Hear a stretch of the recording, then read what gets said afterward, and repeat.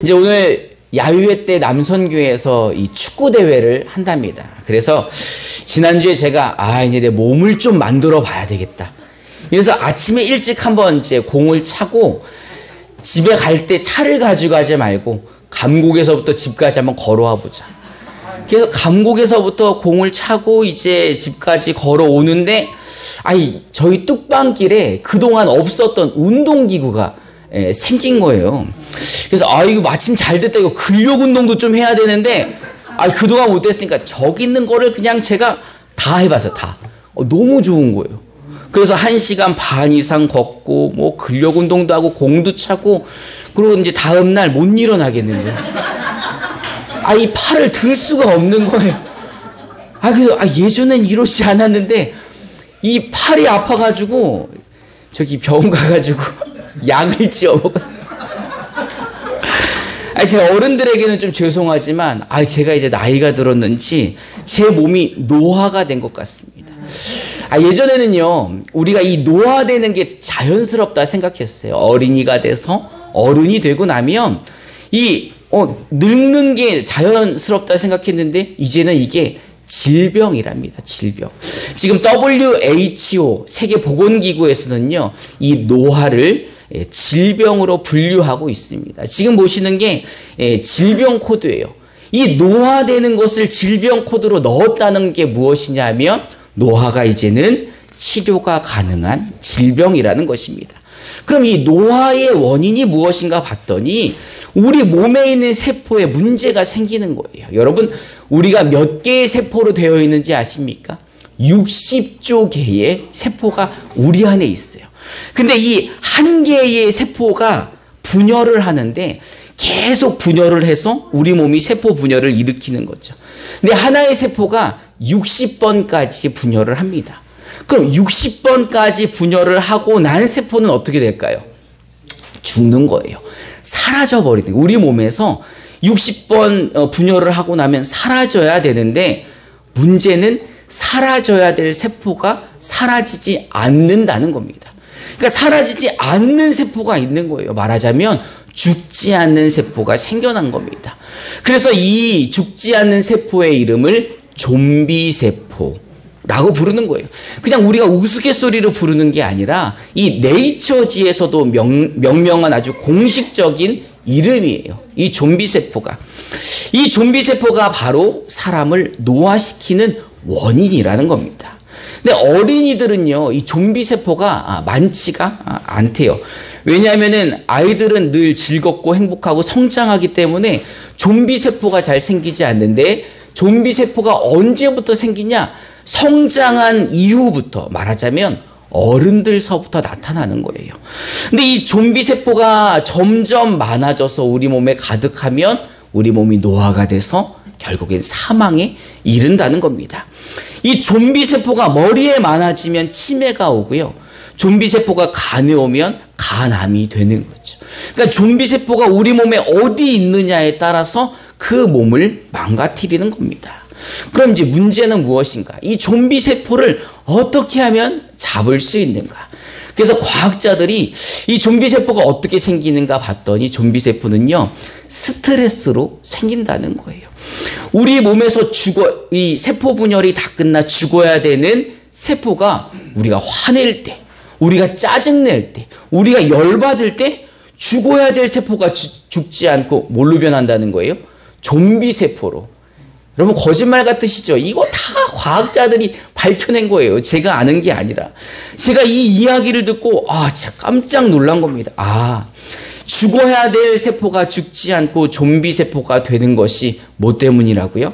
짜증내고 불평하고 불만스럽고 우리가 화낼 때 그런다는 겁니다.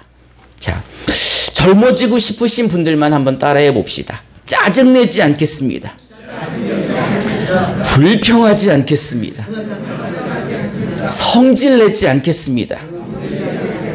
여러분, 그러니 오늘 하루 짜증, 불평, 불만 내지 마시고 회춘하시기를 주님의 이름으로 축원합니다.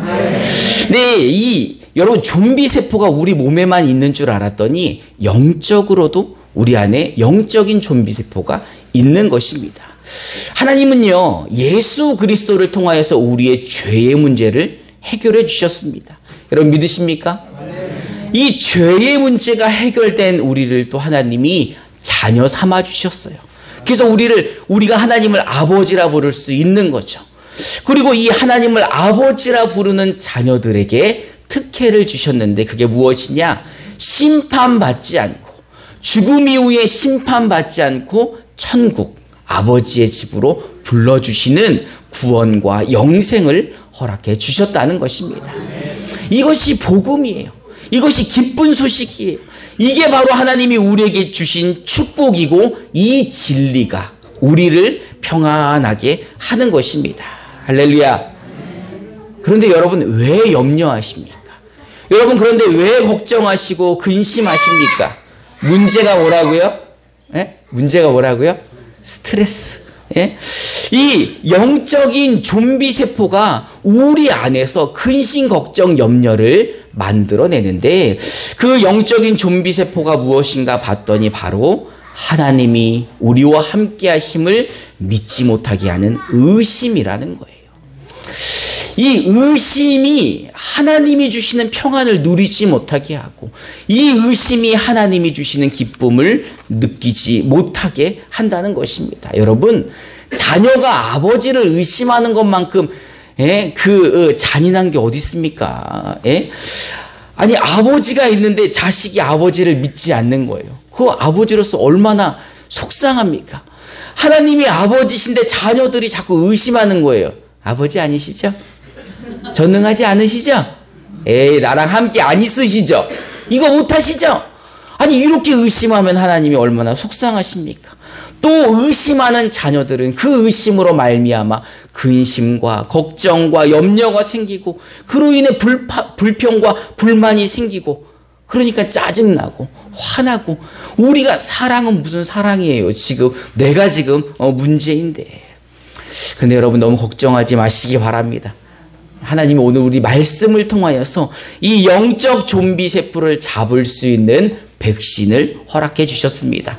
우리 빌립보서 4장 4절부터 7절까지 우리말 성경으로 저와 여러분들이 한 절씩 교독해 봅시다. 제가 먼저 4절을 봉독하겠습니다. 주 안에서 항상 기뻐하십시오. 내가 다시 말합니다. 기뻐하십시오.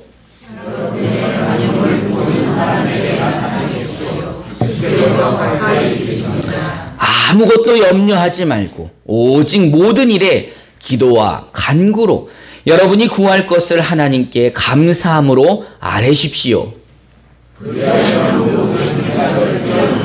하나님의 평강이 그리스도의 주 안에서 여러분의 마음과 생각을 지켜주실 것입니다. 아멘. 여러분, 주님은 우리가 주 안에서 항상 기뻐하기를 원하고 계십니다. 그리고 우리의 관용을 모든 사람이 알게 하기를 원하고 계세요. 너의 관용을 드러내라는 것입니다. 여러분, 관용이 무엇입니까? 남의 잘못을 너그럽게 받아들이고 그리고 용서하는 게 관용입니다. 하나님은 우리가 기뻐하며 용서해 주기를 바라고 계시는 거죠. 그런데 왜 기뻐하지 못하고 왜 용서하지 못합니까? 그것은 바로 우리의 마음과 생각에 영적 좀비 세포가 들어있어 하나님을 의심케 하고, 그로 말미암아 하나님의 말씀대로 순종하지 못하게 하기에 우리가 기뻐하지 못하고 우리가 그 하나님 말씀 순종하지도 못하고 주시는 평안을 누리지도 못한다는 것입니다. 하나님의 말씀에 순종하지 못하니 마음이 불편해지고, 마음이 불편해지니 기뻐하지 못하고, 기뻐하지 못하니 남을 용납할 처지가 되지 않는 겁니다. 이게 바로 영적인 좀비 세포 때문인 거죠. 이 좀비 세포가 생겨나 기뻐할 수도 없고 용납할 수도 없고 하나님이 주신 평안을 누릴 수도 없는 거죠. 이걸로 우리가 영적으로 늙어가는 것입니다. 오늘 하나님은요, 이 본문을 통해 영적 세포가 나타날 때 우리에게 기도하라 말씀하십니다. 여러분, 하나님은요, 우리가 염려하지 않고 기도할 때 모든 생각을 뛰어넘는 하나님의 평강이 그리스도 예수 안에서 우리의 마음과 우리의 생각을 지키신다고 말씀하십니다. 할렐루야. 여러분, 이제 우리 안에 하나님을 의심하게 하는 영적 좀비 세포가 생겨날 때, 그래서 근심하고 걱정하고 염려하게 될 때 뭐 하라고요? 기도하라고요. 모든 일에 기도하라는 것입니다. 그럴 때 모든 지각에 뛰어난 하나님의 평강이 우리의 마음과 생각을 지켜주시어 이 좀비 세포가 사라지게 하신다는 것입니다. 이제 여러분, 모든 일에 기도함으로 하나님을 의심하게 하는 영적 좀비 세포가 모두 사라져 하나님 주시는 평안을 누리시기를 주님의 이름으로 축원합니다. 이 시간 우리 함께 찬송하고 기도하는 시간 갖겠습니다.